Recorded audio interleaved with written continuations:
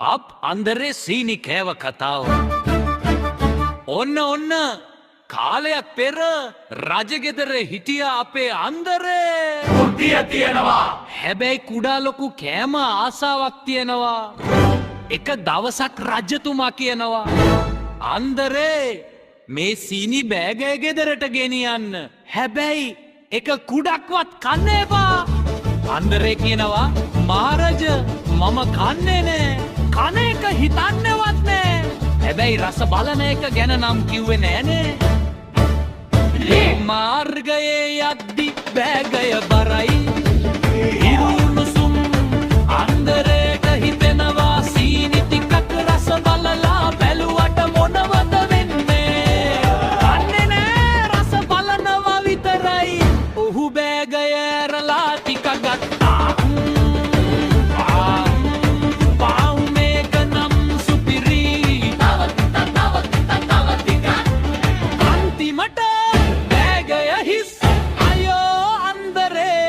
මොකද කරන්නේ ඒ වෙලාවේ මොලෙකින් ගඟ අසලට ගිහින් වැලි පුරවලා මේක ගඟට වැටුණා කියලා කිව්වොත් හරි.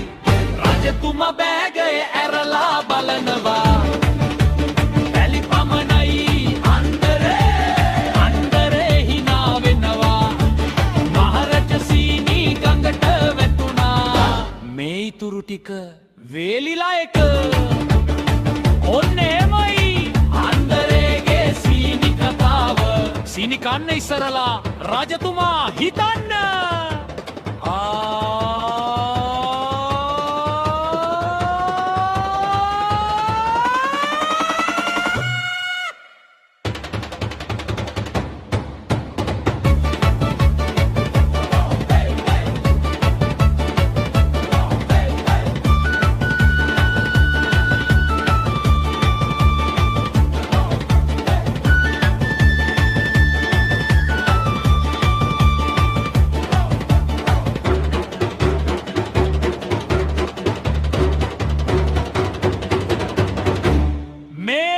ඉතුරු ටික වේලිලා එක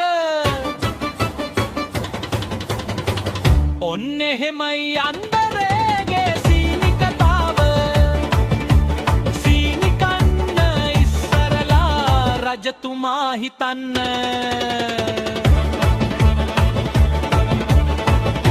අන්දරේ